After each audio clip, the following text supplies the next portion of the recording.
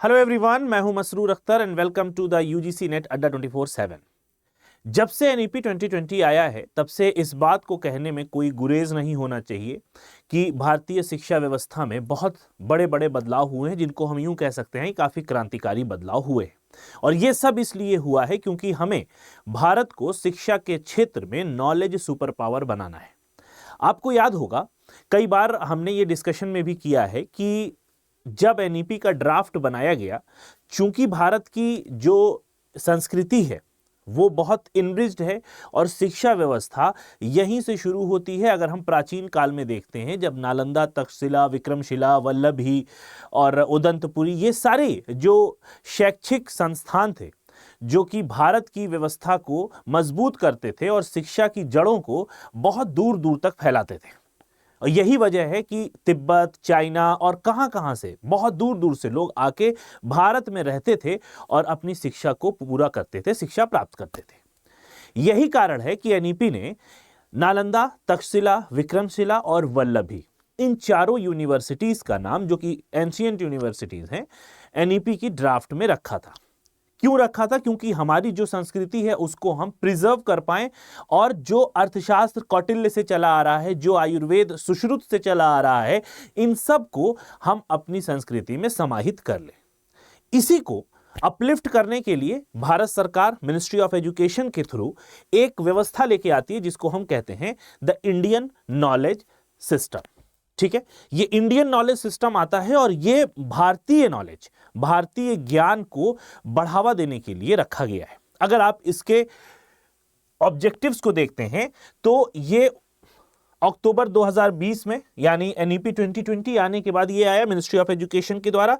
यहां पे ये प्रमोट कर रहा है इंटरडिसिप्लिनरी रिसर्च को, प्रिजर्व कर रहा है और डिसेमिनेट कर रहा है ट्रेडिशनल इंडियन नॉलेज को, जिसमें अगर आप देख पा रहे हो तो यहां पर tribal ethno medicinal practice, fostering faculty interest and funding researches, और साथ ही साथ जो इंडियन मैथमेटिक्स है, खगोल शास्त्र, astronomy, medicine, arts and governance, focusing on interconnectedness and sustainability and experiential learning, and is being promoted for modern relevance through initiative like India's national education policy 2020।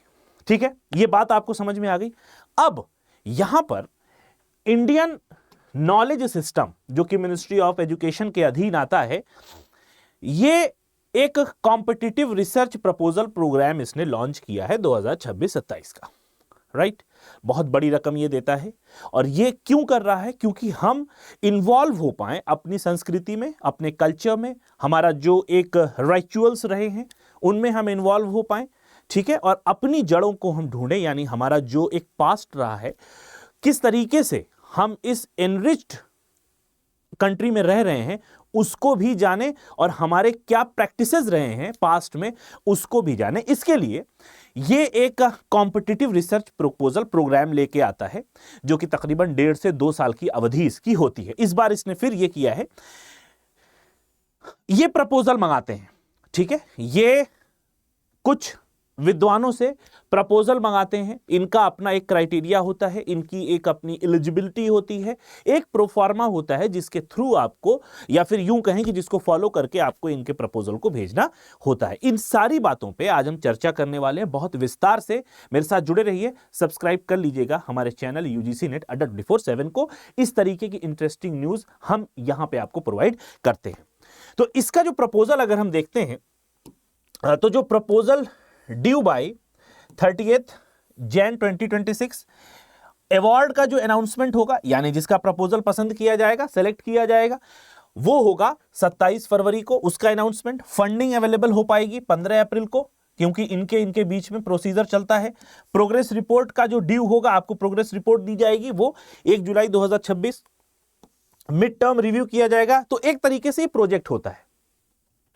अगर आप research कर रहे हैं, अगर आप एग्जिस्टिंग रिसर्चर हैं, तो भी आप इसको अप्लाई कर सकते हैं। ठीक है, और यहां पे एनुअल प्रोग्रेस रिपोर्ट प्रेजेंट की जाएगी 29 जनवरी, यानी जस्ट 1 साल बाद, और फाइनल रिपोर्ट का जो ड्यू डेट है वो 31 मार्च 2028। ठीक है, आगे बढ़े।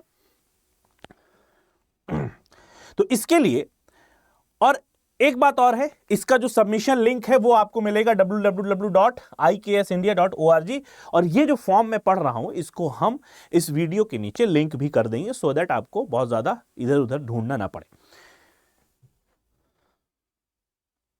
ये इसके बारे में है कि इंडियन नॉलेज सिस्टम क्या है, जो कि मैंने आपको पहले ही बता दिया है।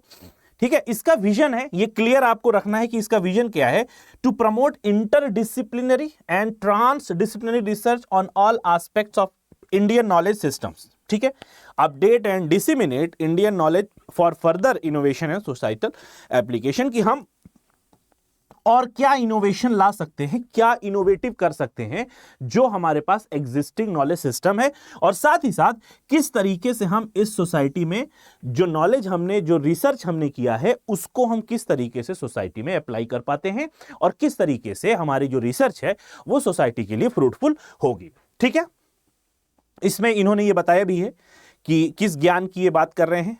ठीक है, इनके फंक्शंस आप चाहें तो इसको पढ़ सकते हैं, ये मैं पिन करा दूंगा डिस्क्रिप्शन में, ये लिंक आपको इसका मिल जाएगा। ठीक है, जो इंपॉर्टेंट चीजें हैं वो यहां पर हम देखते हुए चलते हैं। अब ये जो प्रपोजल आपसे मांगा जा रहा है, this call for proposal has the following research priority areas. अब हर जगह जब हम रिसर्च करते हैं तो कुछ प्रायोरिटी एरियाज होते हैं, कुछ एलाइड एरियाज होते हैं। इनमें से ये सपोर्ट किसको करते हैं, 10 हाई क्वालिटी आइडियाज को, रिसर्च प्रपोजल को, इन ईच एरिया। यानी ये जितने भी एरिया इन्होंने दिए हुए हैं, जैसे Vedic philosophical and cognitive sciences, historical and civilizational sciences, contemporary social and cultural studies, mathematical, physical and astronomical sciences, Vagmi Vibhag, speech and linguistic, political, economic and strategic sciences, medical and health sciences, culinary, nutritional and pharmacological sciences, agriculture sciences, veterinary and animal husbandry, performing arts, mechanical and digital design. ये जितने भी इन्होंने यहां पर topics दिए हुए, areas दिए हुए हैं, इन एरियाज में पर एरिया टॉप 10 प्रपोजल्स को ये सेलेक्ट करेंगे। ठीक है, पर एरियाज, जितने भी एरिया, ये 12-13 एरिया दिए हैं, पर एरिया ये टॉप 10 प्रपोजल को सेलेक्ट करने वाले हैं। ठीक है, आप इनको देख सकते हैं किस किस में है। अब फंडिंग की हम बात कर लेते हैं, जो कि इसका मुख्य आकर्षण है कि फंडिंग क्या है। अवेलेबल फंडिंग क्या है, the fund available to support IKS research project is discretionary fund providing by Ministry of Education, Government of India to support activities of the IKS division. The level of funding available for the program each year is determined by MOE, Government of India. और यहां पर आपको 2 साल में, 2 साल के अंदर, 2 साल में आपको 25 लाख रुपए की फंडिंग दी जाएगी। ठीक है, यानी आपको सहायता दी जाएगी। जो प्रोजेक्ट आप कर रहे हो इंडियन नॉलेज सिस्टम के अंतर्गत, उसके बैनर तले, उसके लिए आपको 25 लाख रुपए की फंडिंग भी यहां दी जाएगी। ठीक है, थोड़ा सा इसके जो नियम है वो थोड़े से सख्त हैं। ठीक है, थोड़ा सा स्ट्रिक्ट नियम है, तो इस बात को आप ध्यान में रखिएगा। रिसर्च में भी बेसिक और अप्लाइड, हमने ये पढ़ा है, रिसर्च जब हम पढ़ते हैं तो हमें ये पता है कि रिसर्च बेसिक भी हो सकती है, अप्लाइड भी हो सकती है। अब जो आप 2 साल का प्रोजेक्ट कर रहे हो इसके बैनर तले IKS के, तो आप जो रिसर्च करोगे वो या तो वो भी हो सकती है बेसिक या प्योर भी हो सकती है, और दूसरा ये अप्लाइड भी हो सकती है। आप कुछ नई चीज भी खोज कर सकते हो, या फिर जो आपके पास है पहले से उसको आप अप्लाई करके भी कुछ अपने प्रोजेक्ट में दिखा सकते हो। लेकिन वो रिलेटेड किससे होगा, जो अभी हमने 12-13 टॉपिक्स दिखाए, 12-13 थ्रस्ट एरिया दिखाया है, उसी के अंतर्गत। ठीक है, आगे चलें।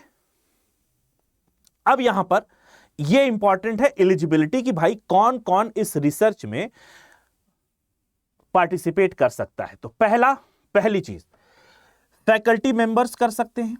कौन से faculty member, in any government recognised educational institution, government के द्वारा ऑर्गेनाइज्ड और रिकॉग्नाइज्ड एजुकेशनल इंस्टीट्यूशन। अब वो पब्लिक भी हो सकता है, प्राइवेट भी हो सकता है। गवर्नमेंट फंडेड लैब्स में जो फैकल्टी मेंबर्स हो, एनजीओज, ट्रस्ट, लेकिन इनका जो एक्सपीरियंस होगा वो 5 साल से अधिक का होना चाहिए। आचार्य लोग भी इसमें भागीदार बन सकते हैं, किसी भी गुरुकुल या पाठशाला के। Practising artist with minimum 5 year experience. अगर आपकी एलिजिबिलिटी 5 अधिक 5 साल से अधिक का एक्सपीरियंस है आपको रिलेटेड फील्ड में, तो आप प्रिंसिपल इन्वेस्टिगेटर के तौर पे इस प्रोजेक्ट में अप्लाई कर सकते हो। ठीक है। दूसरी एलिजिबिलिटी, वो फैकल्टी मेंबर, ठीक इसी तरीके से जो ऊपर लिखा हुआ है, लेकिन यहां पर इनका ईयर ऑफ एक्सपीरियंस 3 है या 3 से अधिक है, 5 से कम है, तो आप को पीआई यानी को प्रिंसिपल इन्वेस्टिगेटर के लिए इस प्रोजेक्ट में अप्लाई कर सकते हो। ठीक है। तीसरी एलिजिबिलिटी यहां पे आती है, to be eligible for this grant organisation like NGOs, trust, foundation must solely working in the research and education related to Indian knowledge system। अब कुछ ऑर्गेनाइजेशन, कुछ एनजीओ ऐसे जो सिर्फ विशेष रूप से इसी सिस्टम के लिए काम करते हैं, वहां के लोग भी इसमें एलिजिबल हो सकते हैं। कौन एलिजिबल नहीं होगा? जो independent researcher without any institutional affiliation are not allowed. यानी अगर आप ऐसे रिसर्चर हैं जो बिना किसी एफिलिएशन के, बिना किसी ऑर्गेनाइजेशन से एफिलिएट हुए आप इंडिपेंडेंट अपना स्वयं कोई रिसर्च कर रहे हैं, तो आप यहां पर अप्लाई नहीं कर सकते। और उसके बाद यहां पर रिसर्चर की बात है, researcher who have been funded by IKS division through research proposal programme, centre programme in earlier rounds are also eligible apply as principal investigator और co-principal investigator, they can also involved as collaborator। ठीक है। Involving traditional scholars, जो लोग traditional scholar हैं और artisans हैं, उनको यह प्रोत्साहन दिया जाता है कि वो को पीआई या फिर कोलैबोरेटर के लिए आगे बढ़ के आए और अपना आवेदन करें। ठीक है, ये बात समझ में आ गई। अगला यहां पे कहा जा रहा है, यहां पे इन्होंने एक प्रायोरिटी अपनी बताई है कि funding the best research is our priority. मतलब क्या हो गया? फंड करना। इनका यह मकसद नहीं है कि हम फंड बचा ले जाएं। ठीक है, यहां पे मकसद इनका है कि फंडिंग इनकी प्रायोरिटी है, इनको फंड करना है। अच्छा, फंड करने से क्या मतलब हो गया कि हम इस बात को प्रोत्साहित कर रहे हैं कि आप आगे बढ़ के आए और इंडियन नॉलेज सिस्टम का जो ऑब्जेक्टिव है उसको प्रमोट करने में हमारे साथ मिलकर काम करें, इस प्रोजेक्ट में भागीदार बने। इसलिए यह इंपॉर्टेंट है कि ये फंडिंग इनके लिए प्रायोरिटी है। दूसरा एक बात और है, when proposals are similar scored, मान लीजिए 3 पोजीशन वाले ऐसे हैं, एक असिस्टेंट प्रोफेसर है, एक एसोसिएट प्रोफेसर है और एक प्रोफेसर है। इन तीनों लोगों ने अपना प्रोजेक्ट सबमिट किया और स्कोर मान लीजिए फॉर एग्जांपल तीनों के स्कोर 100 आ गए। असिस्टेंट प्रोफेसर का भी स्कोर 100, एसोसिएट का भी 100, प्रोफेसर का भी 100। तो प्रायोरिटी किसको मिलेगी? प्रायोरिटी दी जाएगी सबसे पहले असिस्टेंट प्रोफेसर को, फिर एसोसिएट प्रोफेसर को और आखिरी में दी जाएगी प्रोफेसर को। ठीक है, बड़े को नहीं। जो छोटा होगा, छोटा मतलब पोजीशन में जो छोटा होगा, एक्सपीरियंस भी असिस्टेंट प्रोफेसर के पास कम होता है कंपैरेटिव टू प्रोफेसर और एसोसिएट प्रोफेसर, तो प्रायोरिटी अगर सेम स्कोर आता है तो असिस्टेंट प्रोफेसर को प्रायोरिटाइज किया जाएगा। Researcher may submit up to 2 proposals as principal investigator but only 1 will be funded. A researcher can be involved in a maximum of 3 proposal as a co PI. अगर आप principal investigator के लिए apply कर रहे हैं तो मैक्सिमम 2 कर सकते हैं, 2 प्रपोजल सबमिट कर सकते हैं, लेकिन एक को ही फंड किया जाएगा। अगर आप को पीआई यानी को प्रिंसिपल इन्वेस्टिगेटर के पोस्ट पे अप्लाई कर रहे हैं तो आप कितने कर सकते हैं? 3 कर सकते हैं, लेकिन एक को ही यहां पर चुना जाएगा।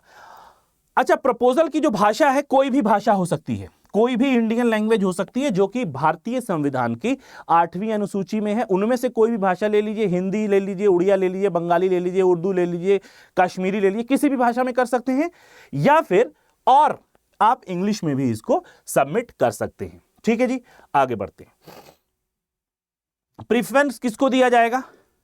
Preference will be given to proposal that may eventually lead to practical products or practice or lead to solution of contemporary problems। यानी जो समकालीन समस्या है, अगर आपका प्रपोजल ऐसा है जो समकालीन समस्या को खत्म कर रहा है, उसका उन्मूलन कर रहा है, उसका निवारण कर रहा है, तो आपको प्रेफरेंस दे दी जाएगी। दूसरी बात, it is mandatory requirement that the team must have at least 1 person को, ठीक है, यानी एक टीम अगर बन रही है तो उस टीम में ये मस्ट हैव कंडीशन है कि एक पीआई हो या एक को पीआई हो या एक कोलैबोरेटर, इन तीनों में से एक पोजीशन पे आदमी होना चाहिए। ठीक है, बात समझ में आ गई। Who can read the primary text without aid and translations, यानी जिसको किसी सहायता की जरूरत ना हो, जो पढ़ के उस प्रोजेक्ट की भाषा को समझ सके, ऐसा यहां पे होना चाहिए। अब यहां पे एक बात आती है विच इज फंडिंग से related. Point number 4, the typical award for research projects are 5 to 10 lakh total amount. The maximum award will be 25 lakh total amount over a period of 2 years for research projects. ठीक है, typical award for research कितना है? कम से कम आपको 5 से 10 लाख रुपया तो मिलेगा ही मिलेगा, लेकिन मैक्सिमम आपको 25 लाख भी मिल सकता है। और जैसा कि शुरुआत में मैंने बताया था, मस्ट हैव कंडीशन है कि 2 साल में ये दे देंगे। ठीक है, अगला जो इंपॉर्टेंट है, प्रपोजल डेडलाइन जो दी हुई है भाई, ठीक है, फर्स्ट पेज पे जो लास्ट डेट दी हुई है प्रपोजल जमा करने की, उसके बाद अगर आप प्रपोजल अपना भेजते हैं तो उसको एंटरटेन नहीं किया जाएगा, वो रिजेक्ट हो जाएगा। अगली इंपॉर्टेंट इंफॉर्मेशन है, ये देखिए, यहां पे जो प्रपोजल आप सबमिट करेंगे इस प्रोजेक्ट के लिए, उसके लिए इन्होंने एक प्रोफार्मा दे रखा है, जो कि आगे यहां पे हम देखेंगे। ये प्रोफार्मा दिया हुआ है। डॉक्यूमेंट 1 क्या है? एक कवर पेज होगा, प्रपोजल का नैरेटिव होगा, कितना बजट लगेगा, कितना बजट होगा, आपने जो प्रपोजल बनाया है उस प्रोजेक्ट के लिए, उस प्रोजेक्ट की टोटल कॉस्टिंग कितनी आएगी, उसका बजट आपको बताना पड़ेगा।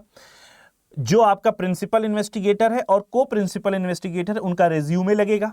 ठीक है, प्रिंसिपल इन्वेस्टिगेटर की सिग्नेचर होगी और उसके इंस्टीट्यूशनल अप्रूवल, एनओसी आप कह सकते हैं, या उनका इंस्टीट्यूट उनको अलाउ करे कि आप इस प्रोजेक्ट में भाग ले सकते हैं, पार्टिसिपेट कर सकते हैं, तो उसका यहां पर अप्रूवल पेज भी लगेगा। प्लेजरिज्म, अगर जो आपका कंटेंट है वो प्लेजराइज तो नहीं है, तो इसके लिए प्लेजरिज्म डिटेक्टर या फिर डिटेक्शन रिपोर्ट भी लगेगी। कितना परसेंट आपका प्रपोजल है, वो कितना परसेंट एआई डिटेक्टेड है या फिर कितना परसेंट वो प्लेजराइज है, इसका परसेंटेज लिखेगा। ठीक है, उसका एक पेज लगेगा।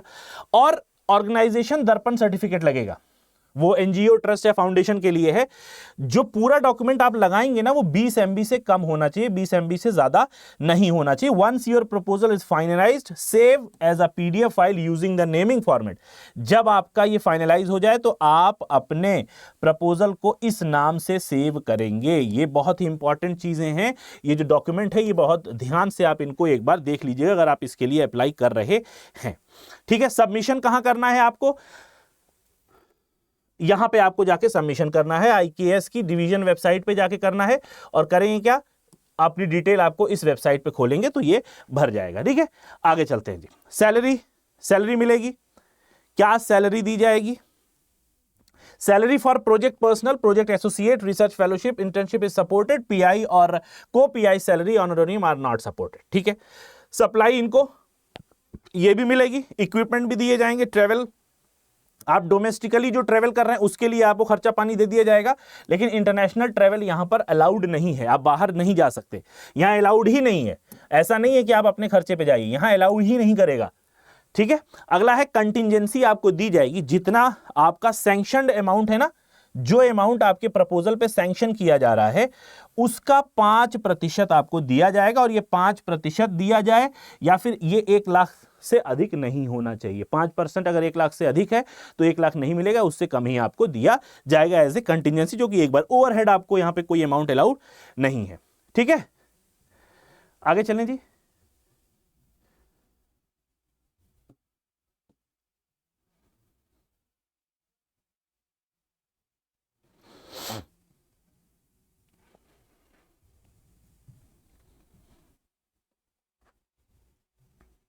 चलिए तो आगे बढ़ते हैं।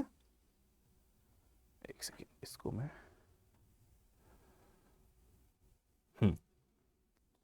तो ये रिव्यू प्रोसेस है, कैसे आपके प्रपोजल को रिव्यू किया जाएगा, ये पूरा यहां पे प्रोसेस दिया हुआ है। ठीक है, अब यहां रेटिंग क्राइटेरिया आप देख लेते हैं, जो कि इंपॉर्टेंट होता है और हर रिसर्च में ये होना भी चाहिए, राइट। और मुझे तो ऐसा लगता है कि सारे ही रिसर्चेस में ये होना चाहिए। नंबर 1, पहला, are the research plan and goals clearly stated and understandable. ऐसा तो नहीं है कुछ आपने एम्बिगुअस भाषा का प्रयोग कर लिया हो, तो आपका जो गोल है, जो ऑब्जेक्टिव आपने अपने प्लान में जो लिखा है वो क्लियरली अंडरस्टैंडेबल है, तो उसके लिए 10 पॉइंट आपको मिलेगा। क्या आपका प्रोजेक्ट रेलेवेंट है, या फिर जो इंडियन नॉलेज सिस्टम का मिशन और फोकस एरिया है उससे ये मेल खा रहा है, रेलेवेंट है? अगर हां तो उसके लिए आपको 20 पॉइंट मिलेगा। Does the proposed research address a significant problem और पोटेंशियल, मतलब जो हमारे लिए प्रॉब्लम है, सिग्निफिकेंट प्रॉब्लम है, असल प्रॉब्लम है, क्या उसके वो आपका जो प्रपोज रिसर्च है उसको रेक्टिफाई करने में कामयाब होगा। ठीक है, आपका रिसर्च ओरिजिनल है, प्रपोजल इनोवेटिव है, न्यू है, अगर ऐसा है तो 20 पॉइंट इसके लिए मिलेंगे। क्या जो रिसर्च आप जो प्रोजेक्ट आप करने जा रहे हो उसके रिजल्ट्स यूजफुल है उस स्टडी के, इफ यस तो आपको यहां पर 15 मार्क्स मिलेंगे। बजट अगर आपका एप्रोप्रिएट है, कभी ओवर बजट तो नहीं है, कहीं ऐसा तो नहीं बहुत महंगा आपने प्रोजेक्ट लाद लिया हो अपने सर, ऐसा तो नहीं।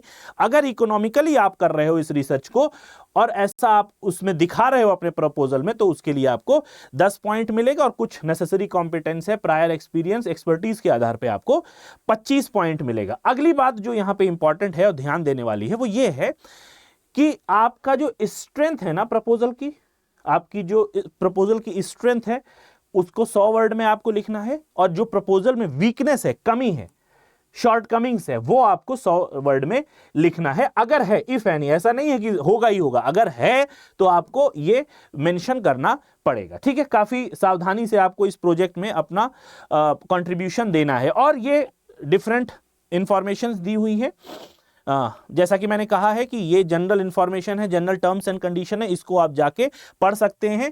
ये पीडीएफ हम पिन कर देंगे अपने डिस्क्रिप्शन में। ठीक है, जो इंपॉर्टेंट चीजें थी वो मैंने आपको बता दी। ये है IKS कॉम्पिटेटिव प्रपोजल प्रोग्राम। ये क्या है? कवर पेज है, not included in page limit. ये प्रपोजल का टाइटल है, इसमें आप प्रिंसिपल इन्वेस्टिगेटर हैं तो आपको ये भरना पड़ेगा। आपका साथ कोई PI है, कॉपरेटर, कोलैबोरेटर है, वो भरना पड़ेगा। प्रोजेक्ट का जो बजट अमाउंट है वो भरना पड़ेगा। यहां पे आपको साइन करके, ठीक है, इसको आगे फर्दर फॉरवर्ड कर देना है। अब यहां पे हर रिसर्च का जो एक बॉडी होता है, हर रिसर्च का एक बॉडी होता है कि पहले कौन सा हेडिंग आएगा, बाद में कौन सा हेडिंग आएगा। तो इसमें पहला हेडिंग जो आएगा वो आएगा एब्स्ट्रैक्ट। एज यूजुअल एब्स्ट्रैक्ट आपका 250 वर्ड से ज्यादा नहीं होना चाहिए। इसमें बहुत सारी बातें, सब कुछ नहीं लिखा जाता है, थोड़ी थोड़ी बातें लिखी जाती हैं कि आपका प्रोजेक्ट किस लिए है, ठीक है, आपकी प्रोजेक्ट आइडिया क्या है वो आप बता सकते हैं।